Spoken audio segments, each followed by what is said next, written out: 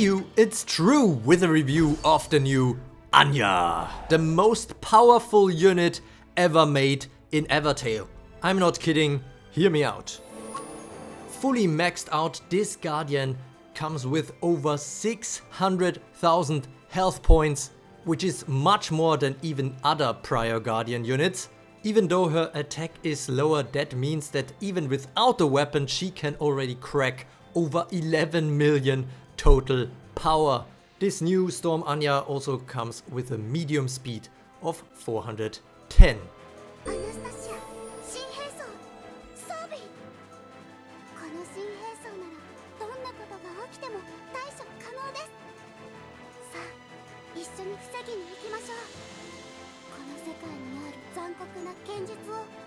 And for us to defend this world together, let's look at her passive skills first.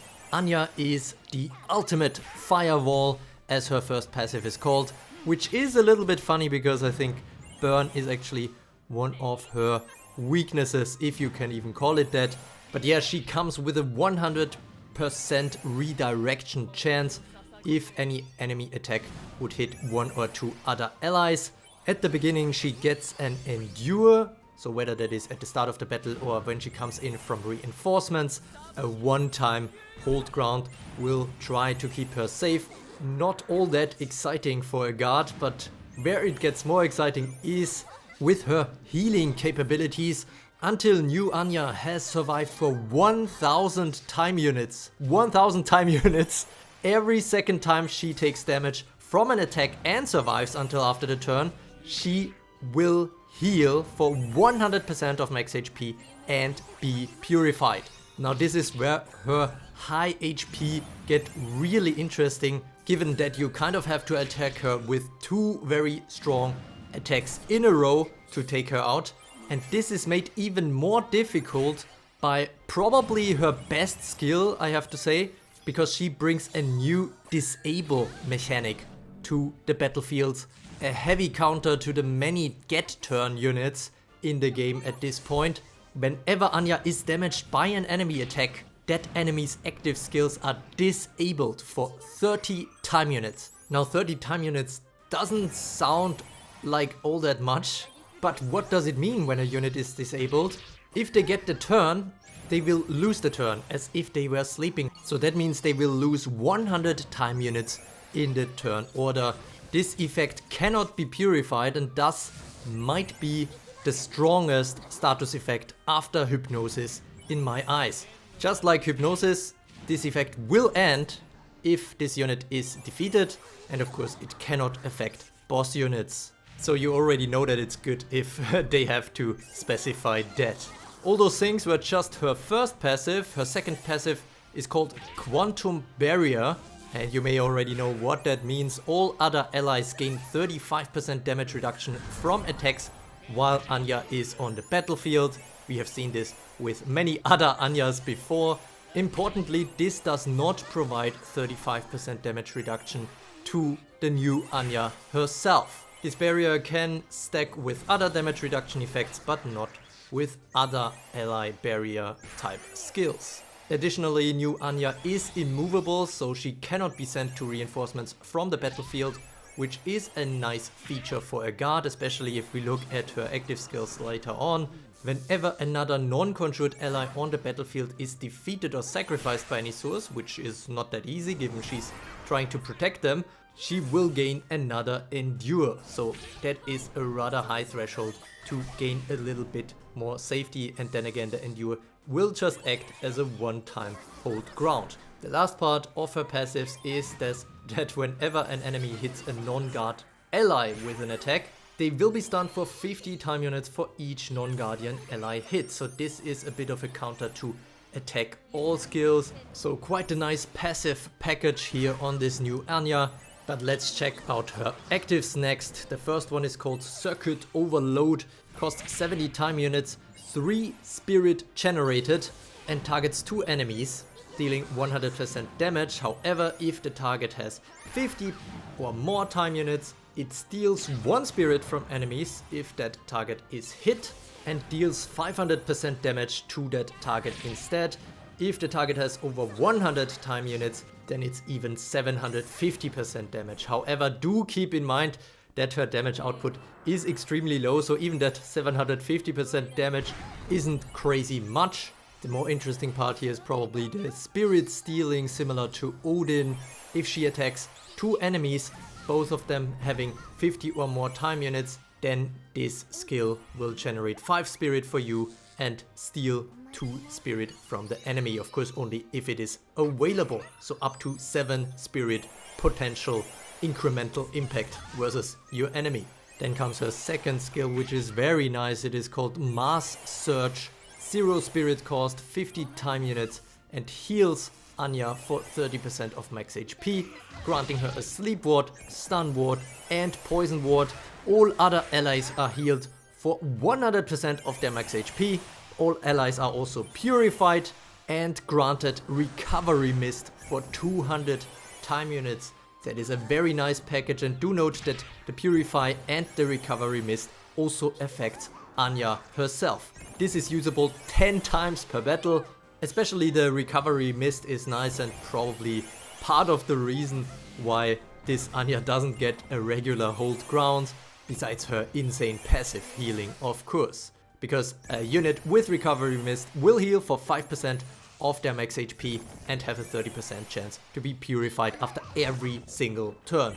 Now, most of the time you will see her use these 2 skills. The other 2 are a bit harder to unlock, because the third skill is called Modular Shot, costs 3 spirit, 100 time units, and deals 1250% damage to 2 enemies. Honestly, why not? That is already a significant damage output, but also nothing crazy. 1000% damage on a regular DPS is much more than that. This skill is unlocked each time an ally on the battlefield is defeated by an attack. While this unit is on the battlefield, if that ally was water, the target's hit will be forced to sleep. If it was fire, then all allies will be granted the burn status effect. If it's storm, the target's hit will be stunned for 200 time units. If it's earth, they will be granted the cursed sleep status effect for 200 time units, of course as always blocked by burn. If it's light, this attack heals all allies for 100% of max HP and purifies them. Very nice. This also includes Anya herself. And then if that ally was dark that died, this attack grants hit targets the mega poison for 200 time units. This skill is locked again after each use, or if the user leaves the battlefield. The elemental effect will be determined at the time this skill unlocks, and when multiple allies are defeated at the same time, only one element will be considered. Otherwise the effect stacking would get a little bit crazy by this one. So yeah, very powerful skill. Obviously it doesn't ignore armor, it doesn't ignore stealth, it doesn't ignore anything really, so you really have to hope that the effect better be a good one if the enemy survives the hit. And then her final active skill, which has a very short and sweet description: 0 spirit cost, crashing heavens, instant skill, so just 1 time unit. It stuns all enemies for 500 time units. This stun cannot be redirected by enemy stun absorbers. Insane stuff, but it is locked for 300 time units after Anya has entered the battlefield and is only usable once per battle. Now, a survival skill on a guard usually would be a bit crazy, because how often is she really gonna get to use that? However, given her disable mechanic and the way her passives and her actives can heal her, I actually do see a chance for her to use this from time to time. Kind of bonkers, but of course this will not affect any burn enemy teams if they only run stun immune units. This skill also doesn't ignore stun wards, apparently. So yeah, this is new Anya's complete skill set.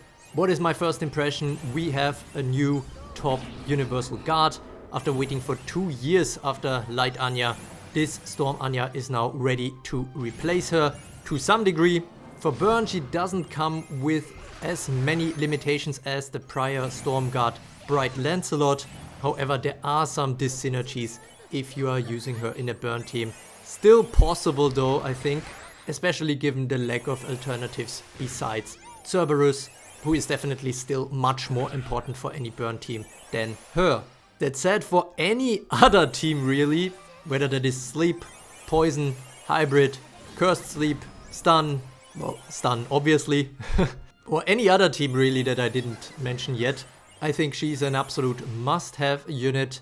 But of course, as all guards, it is very much recommended to fully awaken her to unleash all of her HP, otherwise she will die relatively easily, and one copy her value is very limited, even though there's no passive scaling based on awakenings in any of her skills. This unit is the counter for the get turn meta that has developed over the recent months. Will she always get to use Crashing Heavens? No. Will she be a major roadblock for any enemy team? Yes. Even burn teams, which are probably best equipped to take her out given their stun immunities, but even those are not immune to the disable mechanic. However, do note that Anya doesn't come with any armor on herself, which makes her vulnerable especially to burn teams who often have very powerful attacks that do not ignore armor, which they do not need to take out Anya. And she only comes with a simple endure that is rather hard to refresh and less relevant for high level arena battles of course, but after 1000 time units run out it will become relatively easy to defeat her. But if she really sticks around for 1000 time units in a top team, then hopefully your other DPS and team members have already come close to securing the win in that battle. What is also a bit interesting, I think, is that gift turners might struggle a little bit with this disable ability. Given that it's completely new, they do not know not to give turns to disabled units, which is definitely a bit of a nerf to give turn units. All that being said, a new guard was long overdue. I actually expected it to come in the first quarter already. This one is definitely a guard that will be seen in the top meta teams for quite a long time to come. One slight concern I have is that Wales will become nearly impossible to defeat with Anya's ultimate firewall, but to be fair, that is par for the course. If you have very high fellowships, I would do everything in your power to get this new Anya. That's it for now. Leave a like if you enjoyed this analysis and the battle footage. I very much appreciate your support. And if you wanna become a true carrot, subscribe to this channel, it's free. And as always, thanks for watching.